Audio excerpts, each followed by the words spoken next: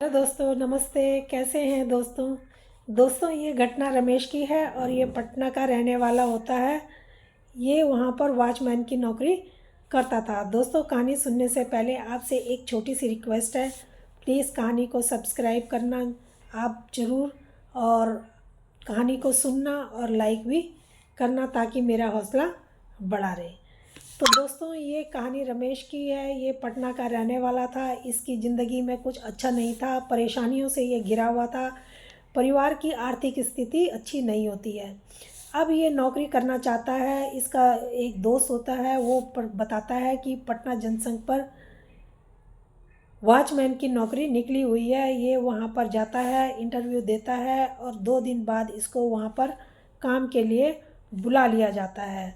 ये वहाँ जब जाता है तो इसको वहाँ बताया जाता है कि रात की शिफ्ट होगी, लेकिन ये डर तो जाता है रात की शिफ्ट के नाम से। फिर सोचा नौकरी तो करनी ही है, तो उसको सुरक्षा गार्ड की नौकरी करनी थी। निगरानी उसको ठीक से करने के लिए बोला जाता है। प्लेटफार्म की कहानी है, ख़ास तौर पर प्लेटफार्म 6 की।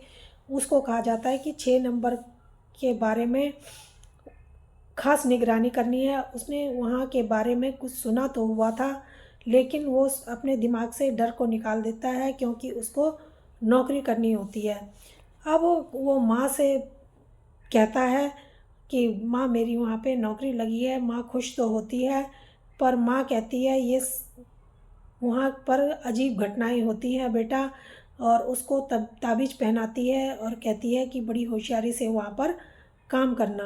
वो कहता है माँ, ये सब पुरानी बातें हैं, ऐसा कुछ भी नहीं है और अब ऐसा नहीं होता। रमेश पहली बार अपनी ड्यूटी पर जाता है। मन वो उत्साह से भरा हुआ था और डर भी रहा था, दोनों था। पटना जनसंघ सबसे बहुत बड़ा जनसंघ था। वहाँ पर आकर वो पहले भी जब बचपन में अपने पिता के साथ आया करता था, ट्रेनों को देखा करता था, ट्रेनों की गिनती करता था, चाय समोसे वहाँ पर खाया करता था। वो वो देखता है कि 1 से जो 5 तक स्टेशन है उनमें तो काफ़ी भीड़ भाड़ है, चहलकदमी है, लोग इधर उधर आ जा रहे हैं। लेकिन जो 6 नंबर प्लेटफॉर्म होता है वो सबसे अलग था। वहाँ जाता है, वहाँ सन्नाटा पसरा होता है, कोई आदमी कोई भी नहीं होता। सब जगहों से वो अलग होता है। वहाँ रोशनी भी बहुत कम होती है। स्टेशन मास्टर मिश्रा जी उसको कहते हैं, उसको सख्त चेतावनी देते हैं कि प्लेटफार्म 6 का खास ख्याल रखना। सब कुछ वो देखता है कि सब कुछ वो यहाँ पर कहते हैं वो कि यहाँ पर वैसे तो ज़्यादा कुछ नहीं है, लेकिन फिर भी यहाँ की निगरानी तुम्हें खास करनी पड़ेगी। वो कहता है कि ठीक है।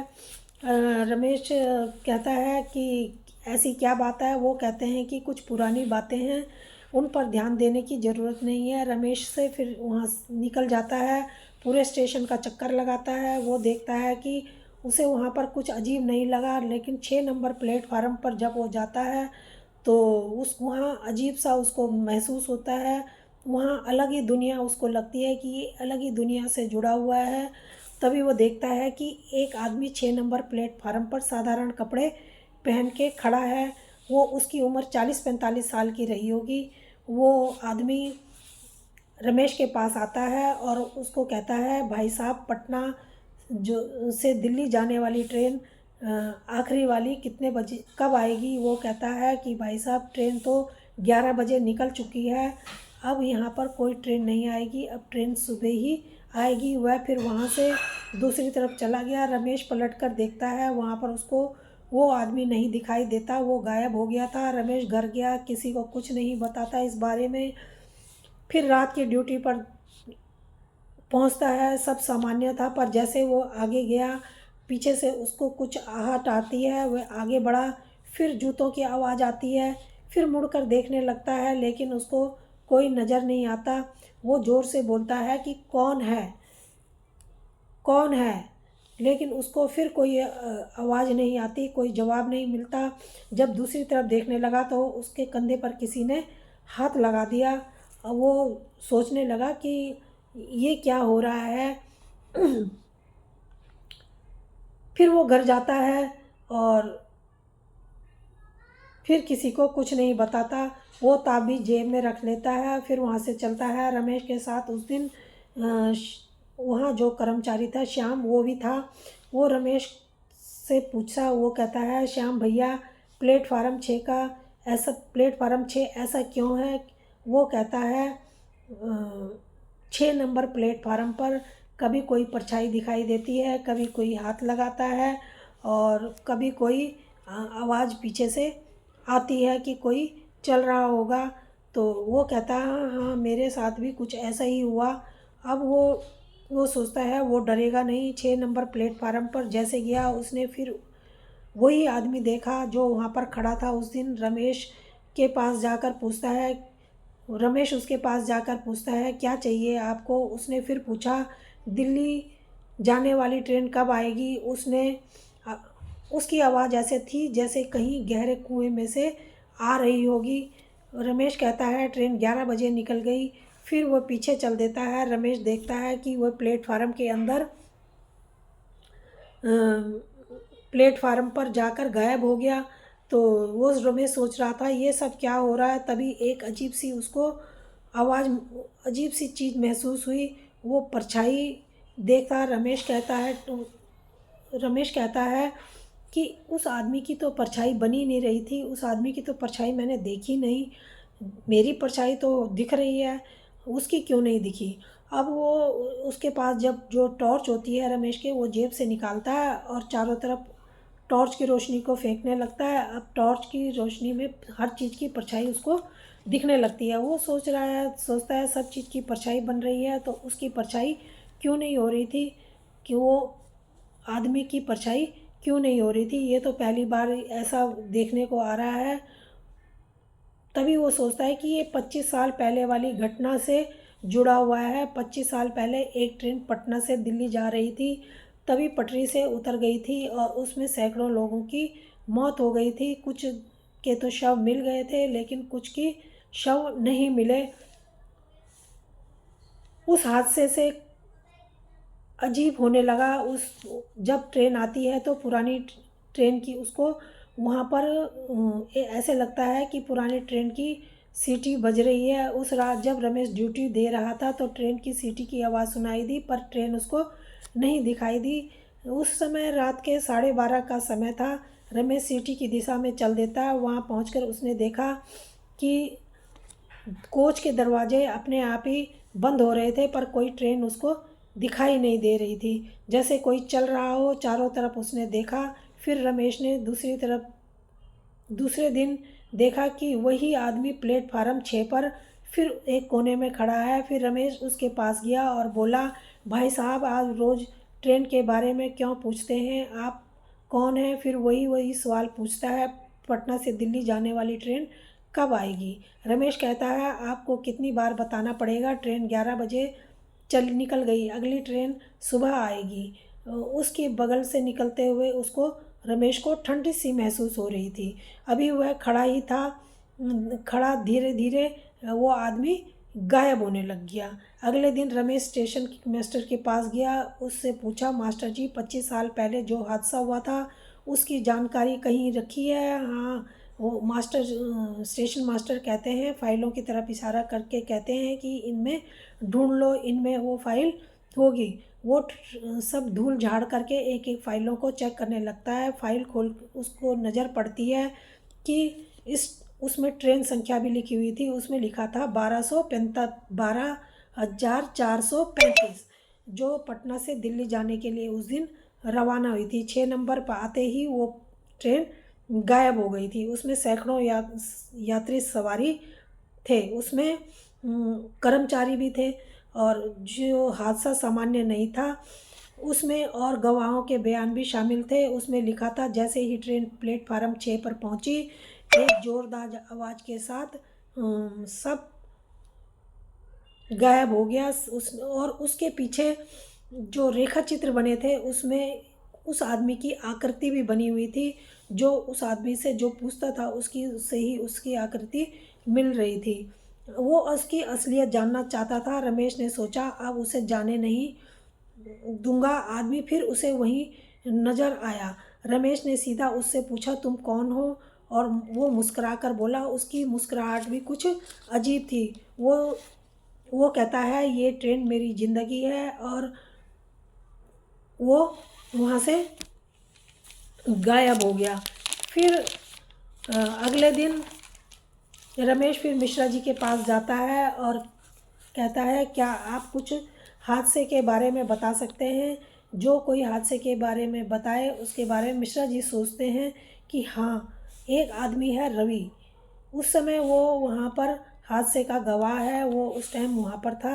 अब वो शहर के बाहर गांव में रहता है, जो नज़दीक पर ही, यहाँ से स्टेशन से वो नज़दीक है। वो गांव स्टेशन के पास है। रमेश साइकिल लेता है एक किराए पे और उसके गांव की तरफ चला जाता है। रमेश वहां पहुंचकर देखता है कि साधारण सा मिट्टी का घर है और बुजुर्ग आदमी वहां पर बैठा था। रमेश उसको कहता है, स्टेशन मास्टर मिश्रा जी ने मुझे भेजा है और मैं पटना जंक्शन पर चौकीदार हूँ। क्या आप उस हादसे के बारे में मुझे बता सकते हैं? स्टेशन रमेश कहा, वहाँ से उसे एक आदमी रोज़ मिलता है और उसने फाइलों में भी उसके बारे में पढ़ा है। वह बोला, सुनने के लिए हिम्मत चाहिए। रवि बोलता है, सुनने के लिए हिम्मत चाहिए, रोंगटे खड़े करने वाला है। उसने कहा, कोई बात नहीं, आप बताओ। 6 नंबर प्लेटफार्म 6 से ट्रेन रवाना होती है और लेकिन ट्रेन के अंदर कुछ सामान्य नहीं था। उसमें एक आदमी था। लोग उसके चारों तरफ इकट्ठा हो रहे थे। ऐसा लग रहा था कि वो आदमी जादू कर रहा है। अचानक एक ज़ोरदार गूंज हुई और ट्रेन गायब हो गई। ये सुनाकर रवि सन्न हो जाता है और कहता है, आदमी जो आदमी रवि ने ट्रेन में देखा था वह वही आदमी था। उसने बताया, उसकी आंखें इंसानों की तरह नहीं थी, वो अलग ही थी। एक कोने में बैठा था। जैसे ही लोग एकदम उसके पास आकर के लोग एकदम से शांत हो गए और वहाँ पर सब वो दूर उस टाइम पर खड़ा होकर देख रहा था। ट्रेन जैसे ही प्लेटफार्म को छोड़ती है, आवाज़ होती है और हवा में ट्रेन तैरने लगती है, फिर एकदम से गायब हो जाती है। रमेश ने कहा, क्या तुमने पुलिस को बताया? तो वो कहता है कि हाँ, मैंने पुलिस को तो बताया, लेकिन उससे कोई फ़ायदा नहीं हुआ। पुलिस वालों ने वो बात सच नहीं मानी और मुझे सब लोगों ने पागल करार दे दिया और मैं वहाँ से नौकरी छोड़कर मैं अपने गांव आ गया और मैं कभी वहाँ पर पलटकर कभी भी 6 नंबर प्लेटफार्म पर कभी भी नहीं गया। अब रमेश कहता है, क्या आदमी ने प्लेटफार्म 6 की तरफ। अब रमेश को फिर वही आदमी दिखाई देता है। वो प्लेटफार्म 6 की तरफ इशारा करता है। उसकी अधूरी मंजिल रह गई थी। वो कहता है, मुझे अपनी मंजिल पर पहुंचना है। वो पूछता है, तुम कौन हो? वो कहता है, ट्रेन चली थी, बहुत कुछ हुआ, अब मैं यहाँ पर रुक अटका हुआ हूँ और ये ट्रेन वापस लाना चाहता हूँ। ट्रेन वापस आएगी और वो मुझे अपने मंजिल पर पहुँचाएगी। अगर वो ऐसा नहीं हुआ तो यहाँ पर कोई भी सुरक्षित नहीं रह सकता और जो भी यहाँ पर आएगा वो गायब हो जाएगा। और तभी वो देखता है कि वहाँ जो घड़ी लगी हुई है वो उल्टी चलने लगती है और फर्श पर खून के ऐसे लगता है कि लाल खून फैला पड़ा है, जो एकदम से ताज़ा महसूस हो रहा था। खून वहाँ से वो देखता है कि खून यहाँ कहाँ से आया। वो चारों तरफ देखता है, उसको कुछ भी दिखाई नहीं देता। तभी वहाँ एक ट्रेन की आवाज़ आती है और वो पीछे खड़ा होता है। उसे वहाँ कोई नहीं था। जैसे जाने लगता है, पैरों की आवाज़ें पीछे से आने लगती हैं। पलट कर देखा, वहाँ पर इंसानों की आकृति भी उसको नज़र आई। एक आवाज़ आ रही थी जो कह रही थी, हमारा रास्ता मत रोको, हमें ट्रेन की ज़रूरत है। फिर रमेश कहता है रमेश कहता है कि मुझे परेशान क्यों कर रहे हो?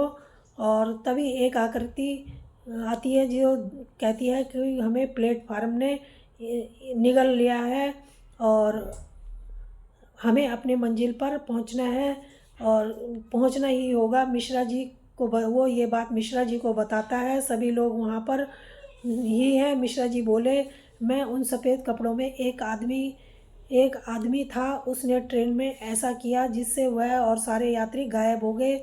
उन उसका भूत वहाँ पर रह रहा है। वो ट्रेन के सभी यात्रियों को वापस लाने की कोशिश कर रहा है।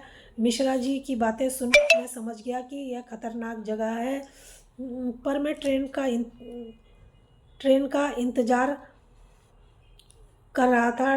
ट्रेन को नियंत्रण में करने की कोशिश कर रहा था, पर आप अपनी ट्रेन अपने आप ही चल रही थी। वो कह रहा था, मेरे मेरे ट्रेन पर कोई नियंत्रण नहीं था, आत्माएं यही हैं, उन सब का मैं नेतृत्व कर रहा हूँ। वो कहता है, लेकिन तुम्हें शांति कैसे मिलेगी? रमेश पूछता है। तो वो कहता है, जब ट्रेन अपनी मंजिल पर पहुँच जाएगी तभी सब ठीक होगा। रमेश कहता है, मैं तुम्हारी मदद करना चाहता हूँ। उसने कहा, ये सब आसान नहीं है, ज़िंदगी की को बलिदान करने वाली बात है। वो कहता है, ट्रेन कोई बात नहीं, पटरी पर आ जा सकेगी, आत्माओं को शांति मिलेगी। आज अनजाने अजनबी ने कहा, ये ट्रेन खुद प्रकट होगी और ट्रेन को रोकना होगा। उस रात अचानक सीटी की आवाज़ें आने लगी, धुंध छा गई, आकृति बनने लगी। ट्रेन में टूटी फूटी जो डिब्बे थे, वो लोग चीखने चिल्लाने की आवाज़ें उनमें से आने लग गई, और जैसे ही कोई मदद के लिए उसमें से पुकार रहा हो। आकृतियाँ बाहर झांकने लगी, आने लगी। एक ने कहा, तुम ही हमें हमारी मंजिल तक पहुंचा सकते हो। उसने कहा, तुम्हें इसको रोकना होगा। और तभी आकृति कहती है, प्लेटफार्म हमारी कैदगाह बन गया है, तुम हमें बचा सकते हो। फिर कहा, ये चली नहीं तो ये स्टेशन पूरी तरह से भूतिया हो जाएगा और यहाँ पर कोई भी जो आएगा वो इस में ही समा जाएगा, इसमें ही मिल जाएगा। अब उस ट्रेन को चलाने का तरीका ढूंढ लिया था। फिर एक अजनबी प्रकट हुआ। वो कहने लगा, उस अजनबी से कि मुझे क्या करना होगा? उसने कहा कि उस ट्रेन का हिस्सा बनना होगा और इसे चलाना होगा। उसने कहा, मैं तैयार हूँ। ये ट्रेन कहाँ जाएगी, कैसे? उसने कहा, उसको चलाना होगा, वो खुद चलेगी। फिर रमेश कहता है, मैं तैयार हूँ। अजनबी ने कहा, चलो यात्रा पूरी करें। और वो अजनबी अब भी वहीं पर खड़ा था। पूछा, तुम तैयार हो? मैंने कहा, हाँ। वो रमेश कहता है, हाँ मैं तैयार हूँ। और वो उसको चढ़ने से रोकने लगा। तभी वो आगे बढ़ता है और ट्रेन को रोकता है, लेकिन वो कहता है, सब ठीक हो जाएगा, ये काम तुम कर सकते हो। चारों तरफ घना अंधेरा था। अजनबी ने ट्रेन की तरफ इशारा किया। रमेश उस ट्रेन की तरफ चल दिया। अजनबी ने कहा, इस प्रक्रिया को बीच में रोकना नहीं तो तुम भी फंस जाओगे। दरवाजे अपने आप खुल गए और उसकी आंखों में आंसू थे। कह रहा था, तुम मुझे रोक सकोगे तो ज़िंदगी दांव पर लगानी होगी। मुझे रोकने के लिए वो ट्रेन की तरफ बढ़ने लगता है। रमेश उसको इनकार करता है और उसको रोकता है। दरवाजे तक वो आ गया था। रमेश उसको ज़ोरदार आवाज़ में कहता है, रुको, अगर नहीं रुके तो तुम्हारा दर्द और ये ट्रेन यहीं पर फिर फंसे रहेंगे। उस आदमी ने पलट कर देखा। वो गुस्से से बोल रहा था, तुम मेरे दर्द के बारे में क्या जानते हो? रमेश ने कहा, मैं जानता तो नहीं, मगर तुम्हें ये सब छोड़ना होगा, तभी सब आत्माएं शांत हो सकेंगी, सबको शांति मिलेगी। ट्रेन छोड़ दो, ट्रेन मेरी। वो कहता है, ये ट्रेन मेरी ज़िंदगी है। वो चिल्लाता है और कोशिश करता है उसमें चढ़ने की, लेकिन रमेश उसको हाथ से धक्का देता है। तो वो देखता है कि हवा में उसने जैसे हाथ मार दिया हो। और वो सब ऐसे ही करता है। वो उसको कहता है, छोड़ दो इसको। वो आदमी अपना एक पैर पीछे करता है। जैसे ही वो अपना पैर एक पीछे करता है, वहाँ पर जो ट्रेन की लाइट होती है वो धीमी पड़ जाती है और सब कुछ वहाँ पर उजाला होने लगता है। धुंध छट जाती है। सब कुछ वहाँ पर नॉर्मल होने लगता है और खिड़की दरवाजे अपने आप बंद होने लगते हैं और वहाँ पर सब कुछ सामान्य हो गया था। आकृतियाँ सब गायब हो गई थी और वहाँ पर पहले जैसी चहल पहल सी लगने लगी थी। मिश्रा जी रात की ड्यूटी पर रमेश से पूछते हैं तो रमेश उनको प्लेटफार्म का पूरा 6 नंबर प्लेटफार्म का पूरा किस्सा सुनाता है। और अब कहते हैं कि ये सब शाप था और ये जो शाप था ये अब ख़त्म हो चुका है। तो दोस्तों ये कहानी रमेश ने बहुत मेहनत से और बहुत मुश्किल से सुलझाई। तो दोस्तों ये कहानी कैसी लगी? अगर अच्छी लगी हो तो प्लीज़ लाइक और सब्सक्राइब ज़रूर करें।